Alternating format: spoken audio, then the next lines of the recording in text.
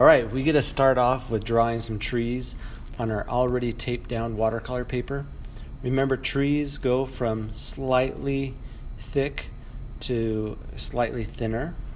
You don't want them to be too thick at the bottom and too thin at the top, otherwise they'll look like some triangle shapes. So we create the main trunk, and then from there we add some branches. Now with this particular painting, I want to divide up the space, all the sides of the space, the top, bottom, left, right, corner. So what I'm doing is I add branches going in all directions. Once I add those branches, I also have to erase any lines that are touching. This should all be separate shapes. And if lines are touching, then it's not a shape, right? So if two separate lines are touching. So with this drawing, I erase anything that's crossing over.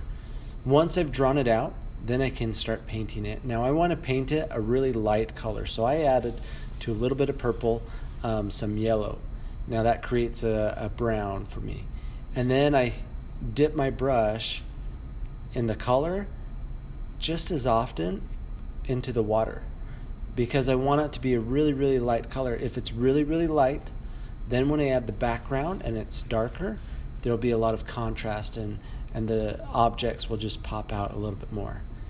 And you'll see right there in the middle of my paper, that dark spot, what happened is I forgot to erase a line. I tried to erase it with a pencil and it just tore up the paper. And so my paper has that little mark.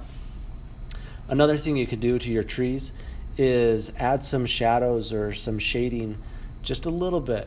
So a slightly more concentrated yellow-brown. I'll paint that on the left side of all the branches. Anyway, you have to let that dry completely.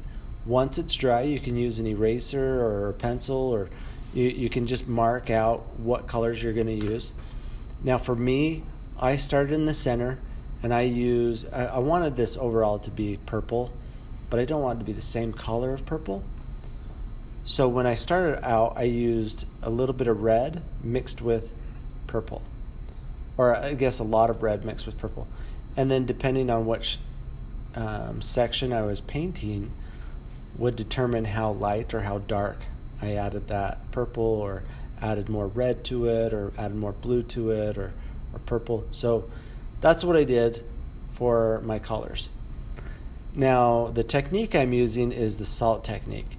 To really get the salt technique to work and stand out, after you paint with a solid color, dip your brush in a little bit of water so that the entire area has plenty of moisture, and then sprinkle the salt on. And as I go through this painting, you'll notice the center area starts showing what it's going to look like as it starts to dry, which is pretty cool. A tip for painting these sections is never use the exact same color, right? Let it vary a little bit. Maybe add a little bit more red if you're doing a reddish purple. Maybe add a little bit more purple to make it a stronger color. Maybe you want it to be more concentrated or darker. So less water, a little bit more paint, and so on. And one thing I tried to do with this painting is, as I got to the edges, I wanted to be more concentrated, the color. I also wanted to be a stronger blue and less red as it got towards the edges. And whenever I'm painting, I try to add just a little bit of salt. It's a good idea to practice the salt technique before you do this on your final painting. And it did take me a little over an hour to do this painting, being very, very careful not to cross over the branches. And even then, you'll notice on that middle trunk, there's a few spots where I went over. And we can fix this later on, but that will happen, and that's okay. I think it was Bob Ross who said, there's no such thing as accidents, no such thing as mistakes, just happy accidents. So be happy about that little mark on that tree, I guess.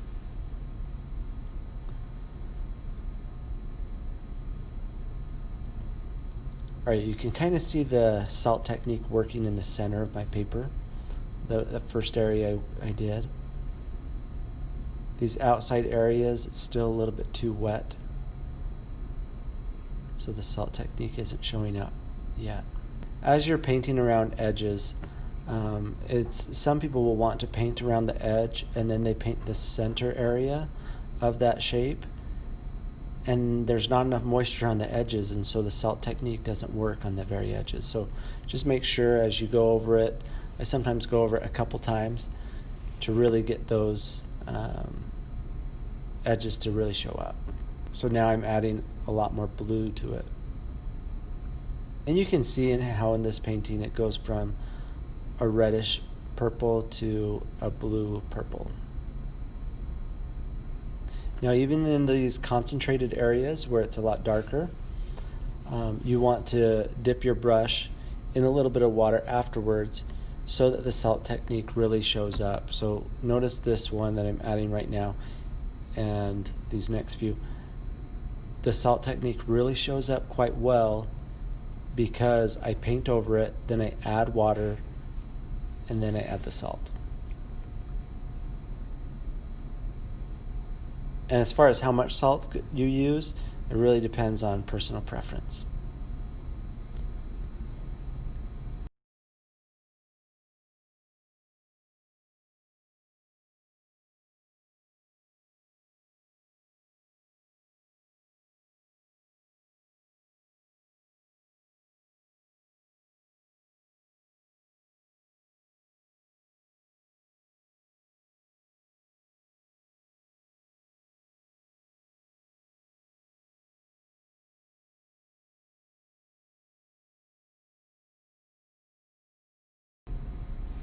Once it dries completely, then you can rub off all the salt.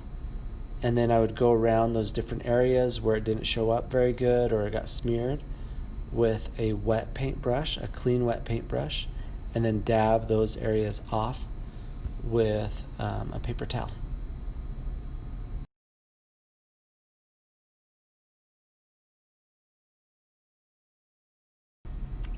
Also, I took a photograph so that you can see more accurately what the colors looked like on my painting. And good luck with yours. Thanks.